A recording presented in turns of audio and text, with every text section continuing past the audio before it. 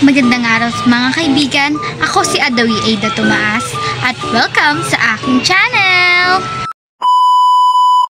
Ngayon, pag-uusapan natin ng isang napakahalagang bagay sa ating buhay, ang kalayaan. Sino ba ang hindi gusto maging malaya?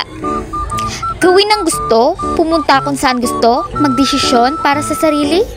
Pero teka muna, may kasama ba ang kalayaan? Tama kayo, responsibilidad. Ang sabi nga, ang kalayaan ay may kakambal na responsibilidad o may kasunod na responsibilidad. Parang magkaibigan lang sila, pero minsan nag-aaway din. Bakit? Kapag kasi malaya tayo, may mga dapat tayong isaalang-alang. Hindi lang puro sarap at gusto ang dapat nating sundin. Kalayaan, responsibilidad. Kalayaan, magsalita. Pero dapat iwasan ng paninira at pagkakalat ng fake news. Iwasan ng paninira sa ibang tao dahil nakakasakit tayo. Meron nga tayong kalayaan magsalita, pero dapat nating gamitin sa mabuti. Ang pagiging responsable sa ating pananalita, kalayaan pumili. Pero dapat pag-isipan kung ano ang nakakabuti sa atin at sa iba. Mabuti talagang mag-isip muna bago magsalita dahil baka mamaya may masabi tayong hindi maganda sa kausap natin na hindi nila sasabihin sa atin na masama. Siyempre, kimkimin nila yon. Nila sasabihin yun sa'yo. Kaya kailangan natin mag-ingat sa pakikipag-usap sa kanila. Kalayaan gumala.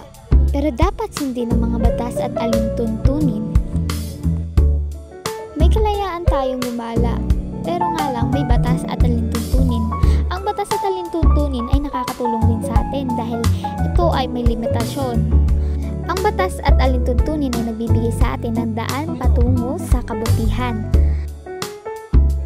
May dalawang uri ng responsibilidad na kaakibat ng kalayaan.